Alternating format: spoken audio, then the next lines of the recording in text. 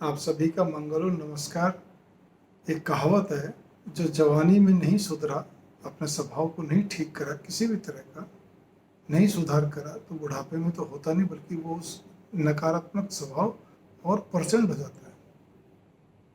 और अगर सकारात्मक पॉजिटिव है तो बुढ़ापे तक पहुंचते पहुंचते और निखर के आता है और बढ़िया सर्वोत्तम होता है। कई बच्चे, क्योंकि मेरा 25-26 साल का अनुभव है इस चीज़ के अंदर, कई बच्चे इतने ज़्यादा चतुर होते हैं, अत्यधिक चतुर होते हैं। हम ये भी कह सकते हैं कि लोमड़ी की तरह चलाकर भेड़िए की तरह गुर्राने वाले, जो कदम कदम पर बातों को घुमाने वाले होते हैं।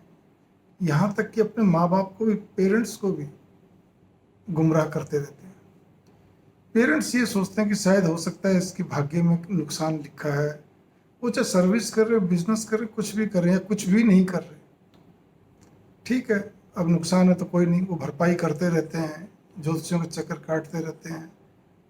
बार बार वो अगर बंदा बिजनेस कर रहा है, बिजनेस चेंज हो रहा है, तो वो ये नहीं देखते कि कारण क्या। मैनेजमेंट के पढ़े लिखे लोगों की बात कर रहा हूँ, कारण नहीं ढूंढते। वो फिर कोई बताएगा जिस पे तो किसी ने करवा दिया, इस पे तो ये है, वो फलाना ठीक। जो लड़का आपका सर्वगुण संपन्न है, हर चीज के अंदर क्या कहते हैं, वो बहुत ज्यादा आप लोगों को छुपाकर और आपके सामने क्या बात रखता है क्या नहीं रखता है, फिर उसके बाद भी अगर आप उसके लिए ये ममता रख रहे हैं कि नहीं नहीं इसकी कोई गलती नहीं है, और आपको सारी उसकी आदतें मालूम है, सब हरकतें मालूम है, तब तो फिर घी खा के अंधा होने वाली बात है। फिर क्या तो भगवान करेगा, क्या ज्योतिष करेगा, कर्म फल तो आपके सामने आनी है। अब अगर उस पर पत्नी भी जो है वो उस पर पूरा शिकंजा कसने की चेष्टा करेगी, उसको मालूम है कि मेरे से सारी बातें छिपाता है, जैसे मम्मी पापा छिपाता है वैसे मेरे से भी छिपाता है, मेरे को कहीं से भी उंगली नहीं टेकने देता है। कुछ वो मान लो एकदम से जब वो झल्लाट मारती है, खिजलाहट मारती है, तो उसका भी रौद्र रूप हो जाता है। फिर वो सुनती नहीं किसी की। फिर उसको एक ही चीज समझ में आती है कि ये मॉम्स बॉय है, माँ का पल्ला पकड़े पकड़े, माँ बाप इसके लिए मरने लुटने को तैयार हैं।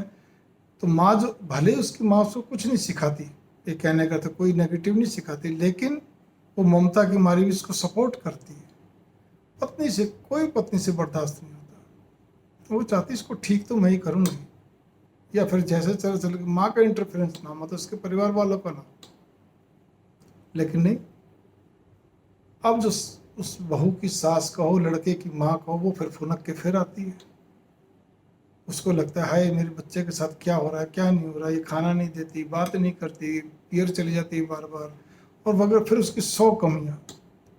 मैं एक ही बात कहना चाहता हूँ, आप उसमें 100 नहीं 101 कमी निकालिए, लेकिन कम से कम एक बात तो अपने बेटे की भी तो मान के चलिए, समझ के चलिए, मान के नहीं समझ के चलिए कि जब उसकी शादी होगी, उसकी पत्नी का अधिकार है, पत्नी खुद भी समझदार है, वो अपना हैंडल करेगी, लड़ाई करके करे, मारपीट के करके, रोजाना गाली गलौज करके करे, खाना कम दे के, जा दे के करे, जो भी कुछ हो।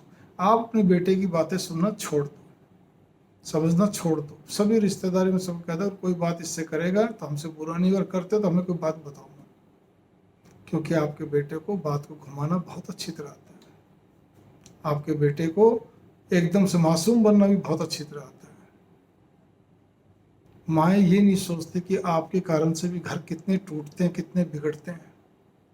आप इतनी अच्छी हैं, आप इतनी बढ़िया, सभी माएँ बहुत अच्छी हैं, सभी बहुत बढ़िया हैं, कोई गलत नहीं करती हैं, सब अपने बच्चे के लिए जी रही हैं।